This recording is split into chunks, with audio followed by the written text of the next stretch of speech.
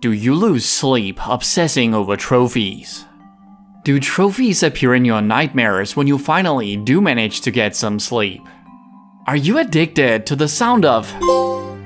Then you might suffer from Platinum Trophy stress disorder. I know I do, because I've just gone through hell hunting the Platinum Trophy in one of the hardest video games ever, Tomb Raider 3.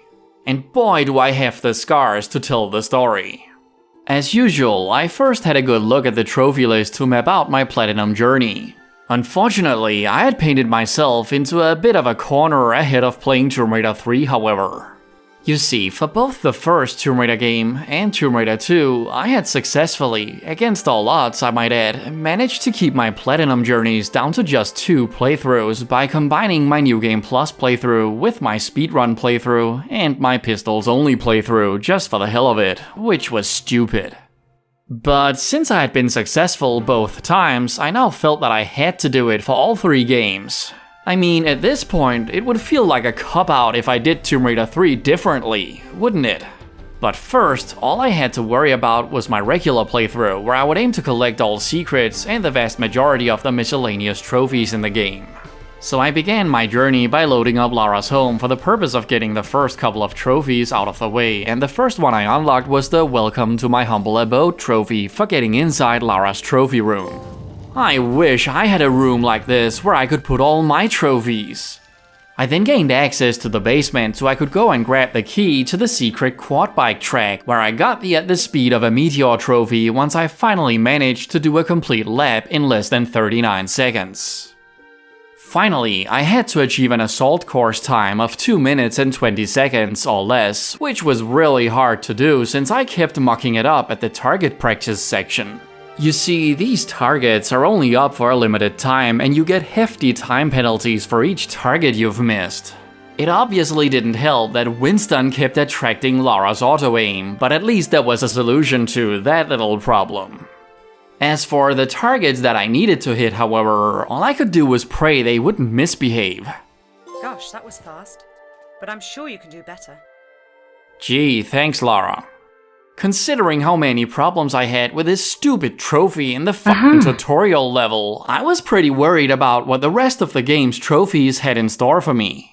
But the breathtaking beauty of the remastered jungle level quickly eased my troubled mind. Gosh, this level is just so gorgeous. To achieve evolutionary superiority in the jungle, I had to raise a monkey to a medipack, but I don't think that's even possible the first time, so it certainly was satisfying when I did succeed a little while later. That little bugger can shove it. While in the jungle, I also made sure to use the game's only optional zipline, as I needed to ride all of them for the purpose of unlocking the Flying Fox trophy much later. From Temple Ruins and onwards, I had to watch out for cobra bites for the purpose of the Rikki Tikki Tavi trophy. Not that I had planned on getting bitten by them anyway, since I have a bad case of ophidiophobia. I also have eichmophobia, the trophy that is, which I got for completing Temple Ruins without taking damage from any of the level's numerous spiked walls or ceilings. In the River Ganges, a level with diverging roads to the level exit, there's a trophy for exploring the right road, but I had to save that for my New Game Plus playthrough, as I needed to pick the left road to get all secrets on this playthrough. And speaking of, I got the Codex of India trophy near the end of this level for having collected all secrets in the India chapter. In the caves of Kalia, I had to actively seek out all 14 cobras in the level to unlock the Snake Charming trophy, which was just horrible. I'd rather not have to deal with snakes at all. Ever. The first 4 were hiding in different parts of the maze at the beginning of the level, and the remaining 10 were all down in the terrifying cobra pit towards the end of the level. I got the trophy upon charming the final snake. Then came the time to kill Tony, and for the purpose of the Crushing Krishna trophy, I had to do it with the grenade launcher. Fine by me, since there is one right behind him. That's gotta be one of the best named trophies in the collection, by the way. Once Lara got done doing business with Dr. Willard, I got the Enfadastone trophy for having completed the India chapter. I then had somewhat of a meltdown as the trophy for avoiding all snake bites didn't unlock, but then I reminded myself that there were more snakes waiting in Nevada. Usually, I go to the South Pacific Islands right after India, but since the trophy list lists all the Nevada trophies right after the India trophies, and I wanted to get this Rikki-Tikki-Tavi bullshit over with, I decided to go explore Nevada first for once. Where I of course was extra careful not stepping on any of the sneakily placed rattlesnakes in the opening level. In Nevada Desert, I got the Amphibian Woman trophy for pulling all of the damn underwater levers in the damn area in one damn breath, which almost ended in a damn drowning accident. Upon completing the level, I finally unlocked the Rikki-Tikki-Tavi trophy, and I also got a trophy for not having killed any of the damn workers, in spite of their eager attempts to unalive themselves.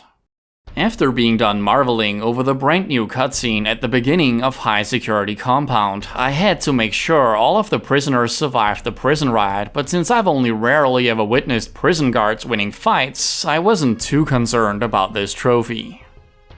I had a different, much trickier trophy on my hands in this level, however, called I'm Not Very Sociable. Which is funny because I think I saw some electrifying chemistry between Lara and one of her saviors at one point that certainly seemed sociable to me.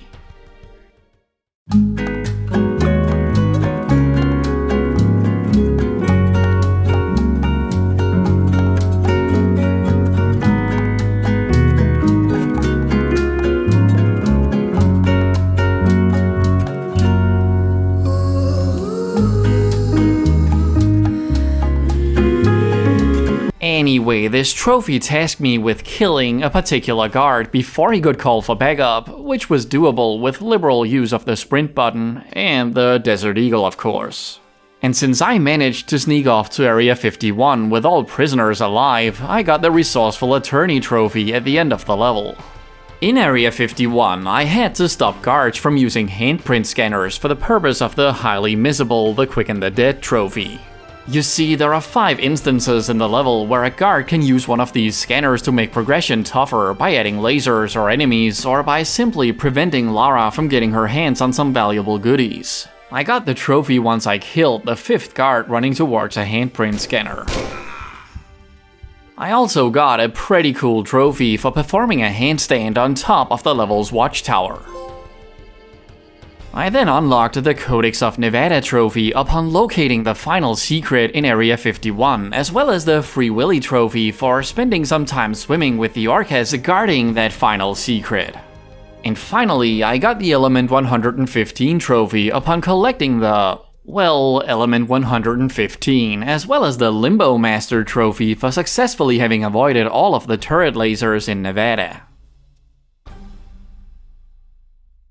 The South Pacific Islands were next on my globetrotting Platinum Trophy adventure, and holy hot damn, Coastal Village is a bonafide 10 in the remaster. Annoyingly though, there was a trophy tied to each separate path to the eponymous village, but for the purpose of getting all secrets in the level, I had to do a weird Frankenstein mix of both paths. So I did half of the smuggler's path, collected its secret, and then I deliberately fell down the waterfall so I could also collect the other path's secret. To get back on track for the In the Forefront trophy, I cornerbugged my way back up on the bridge and continued along to the village the normal way.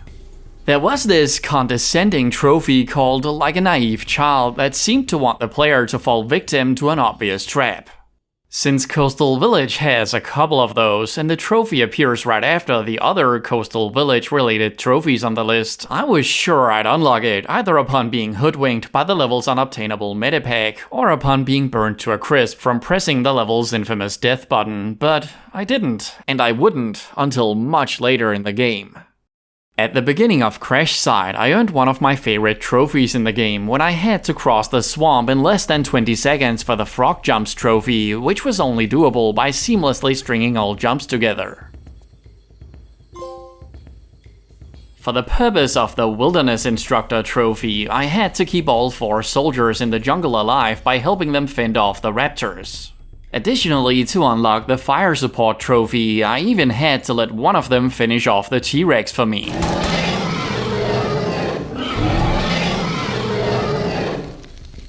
I I got the "it's not much, but it's nice" trophy upon collecting the Uzi clips at the end of the optional cave in the level. And finally, I got the Fossil Trap trophy right before the end of the level for making a raptor follow Lara to its death. What a stupid creature, no wonder they went extinct.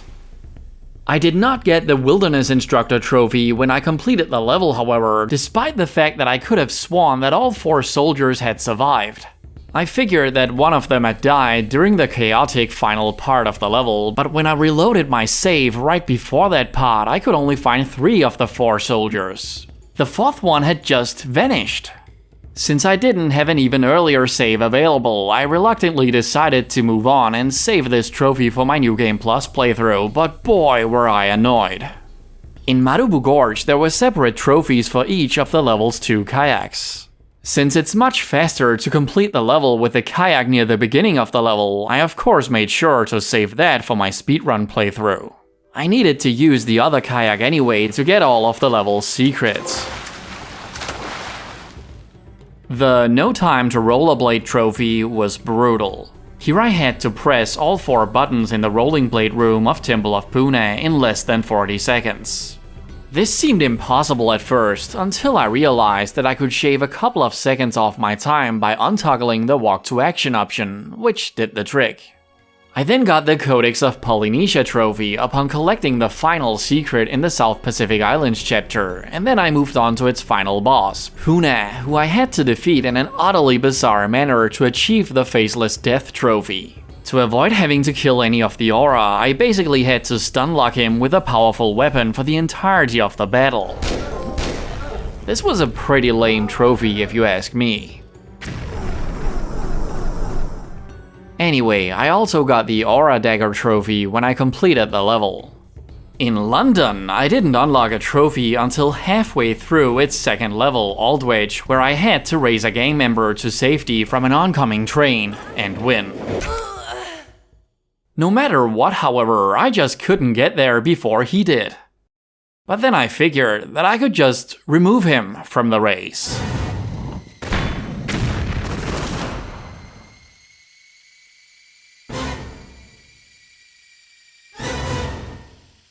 In the massive Sphinx room in Lotsgate, I had to collect both the rocket on the Sphinx's forehead for the sake of the rocket science trophy, as well as the secret for the sake of getting all secrets, of course. Duh. Normally you can't do both, since Lara can't reach the secret once she's on the Sphinx's forehead, and vice versa, but with the benefit of shameless corner bugging, no dream is impossible. I got the Underwater Garage trophy for finding and using all 3 UPVs in the level, and I also got a trophy for killing all underwater enemies with harpoons, for which those UPVs came in very handy. In City, I unlocked the Codex of England trophy when I found the final secret in the London chapter, and then the Eye of Isis trophy popped once I completed the level. In the opening Antarctica level, I finally unlocked the Rocket Science trophy upon collecting another hidden rocket. And later, I got the Brundlefly trophy for getting up close to the mutated scientist inside the burned out building. In RX Tech Mines, I had to be careful about killing mutants, as 7 of them needed to be killed by the level's flamethrower guys. This meant that I always had to think twice when I encountered a mutant, because if it was possible for me to lure it to an area with a flamethrower guy, that's what I needed to do.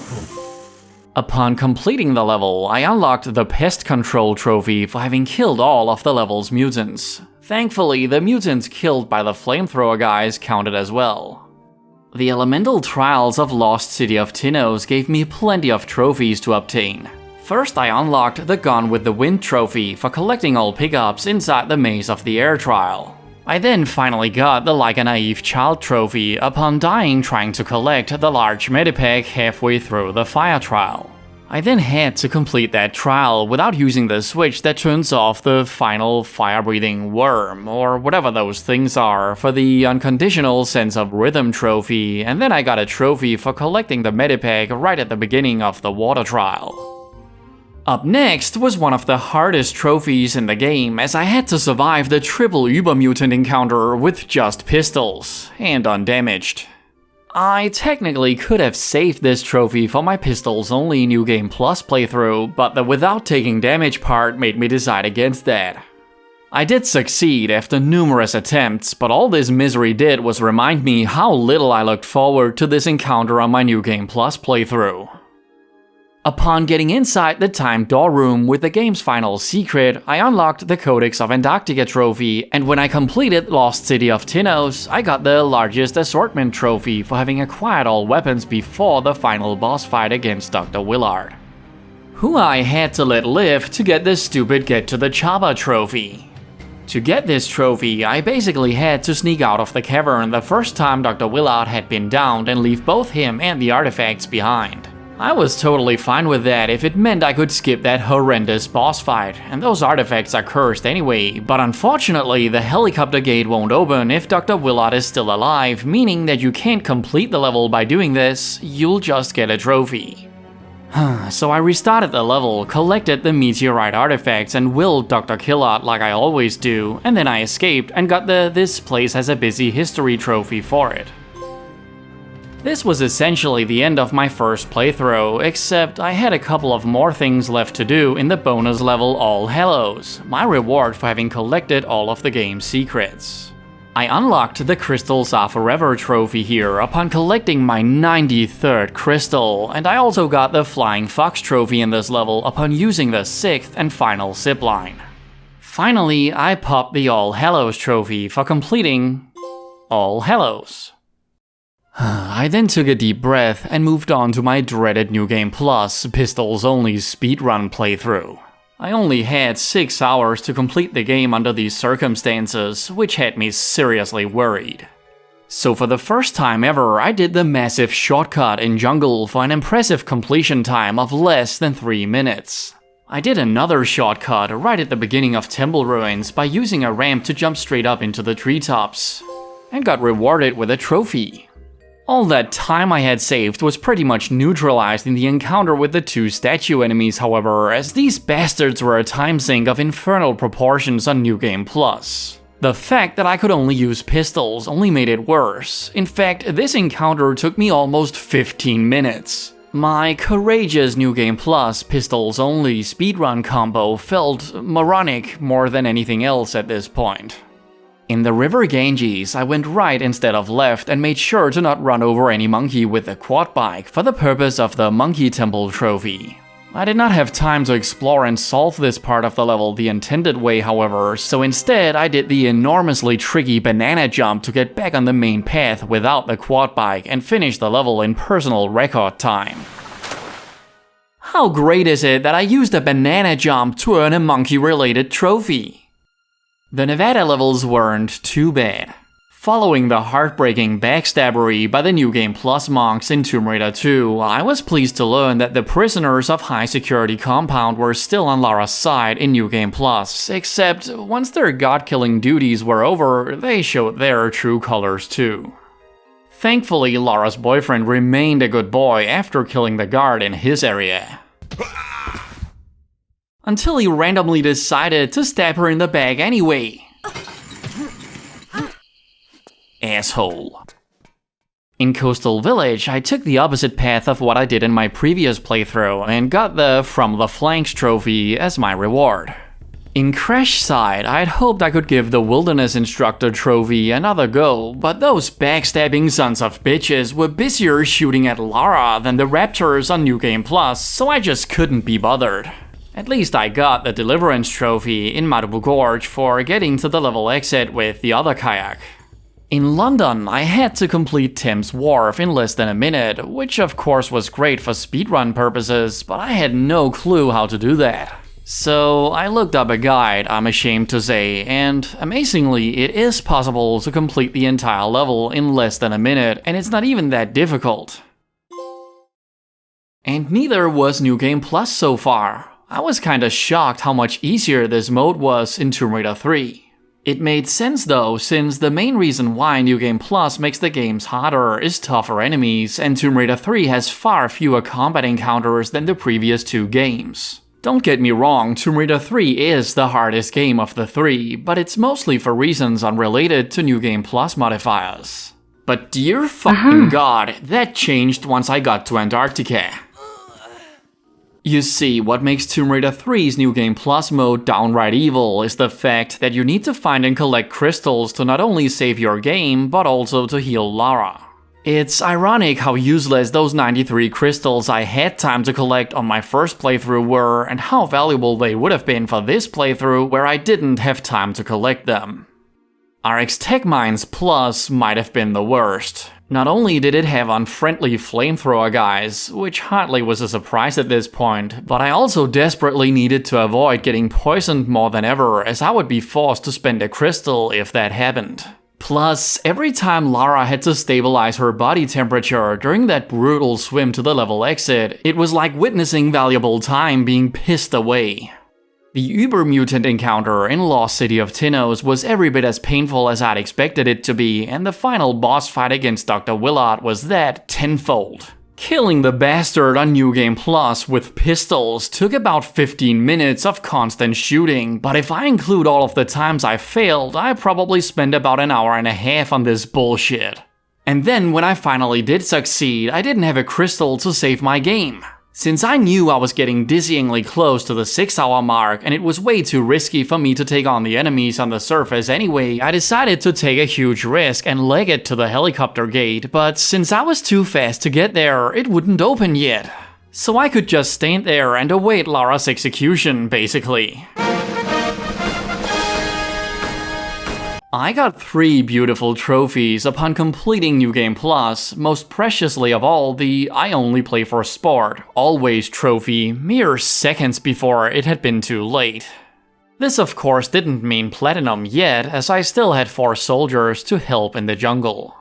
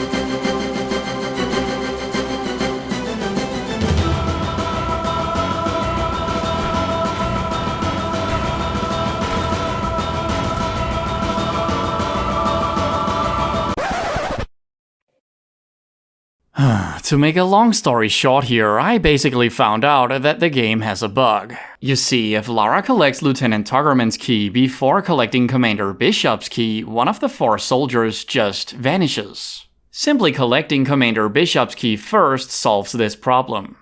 Then I just needed to make it to the level exit before any of the soldiers got killed by the waves of raptors, but that was easier said than done. I kept trying and trying and trying, and it just didn't work no matter how many times I tried. Holy shit! It worked!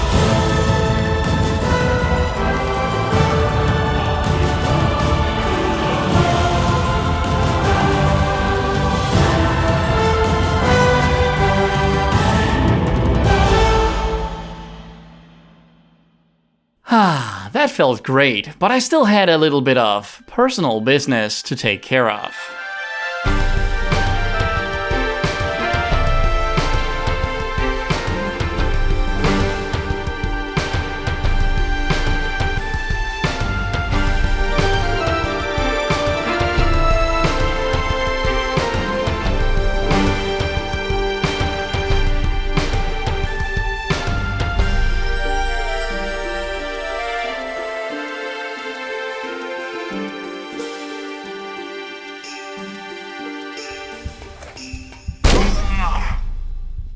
That's what you get for being a fucking backstabbing piece of fucking shit, you